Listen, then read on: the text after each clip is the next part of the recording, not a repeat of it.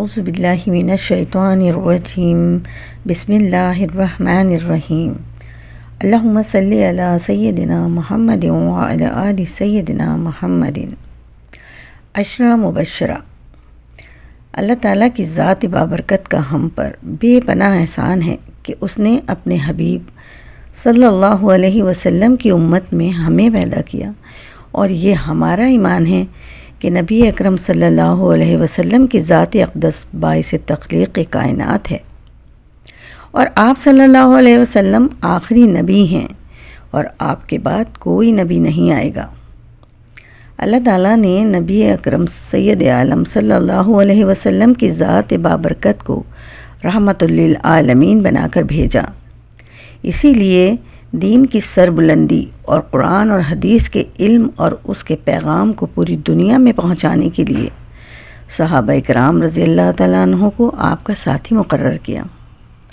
حضور صلی اللہ علیہ وسلم نے فرمایا، میرے صحابی ستاروں کی مانند ہیں۔ ویسے تو ہر مسلمان کا ایمان اور عقیدہ یہ ہے کہ سارے صحابہ جنتی ہیں، لیکن تمام صحابہ کرام میں 10 صحابہ رضی اللہ تعالیٰ عنہ کا مقام سب سے ارفع و اعلیٰ ہے۔ عشرہ کے معنی ہیں 10 اور مبشرہ کے معنی ہیں خوشخبری کے۔ حضور صلی اللہ علیہ وسلم نے سب سے پہلے ان کی حیات طیبہ میں ہی ایک ہی مجلس میں ان کے نام لے کر ان کو جنت کی بشارت سنائی تھی، کیونکہ یہ صحابہ کرام اولین صحابہ کرام تھے، اور سب سے پہلے ایمان لانے والے صحابہ میں ان کا شمار ہوتا ہے۔ مکی زندگی میں جب حضور صلی اللہ علیہ وسلم کا بڑا مشکل اور کٹھن دور تھا، ان صحابہ کرام نے آپ صلی اللہ علیہ وسلم کا ساتھ دیا۔ یہ 10 صحابہ کرام رضی اللہ تعالیٰ عنہ جو رول ماڈل ہیں، انہیں عشرہ مبشرہ کہتے ہیں۔ رسول اللہ صلی اللہ علیہ وسلم کے فرمان کے مطابق جنتی جلیل القدر صحابہ اکرام رضوان اللہ علیہم اجمعین یہ ہیں۔ نمبر 1 سیدنا حضرت ابو بکر صدیق رضی اللہ تعالیٰ عنہ۔ نمبر 2 سیدنا حضرت عمر فاروق رضی اللہ تعالیٰ عنہ۔ نمبر 3 سیدنا حضرت عثمان غنی رضی اللہ تعالیٰ عنہ۔ نمبر 4 سیدنا حضرت علی المرتضی رضی اللہ تعالیٰ عنہ۔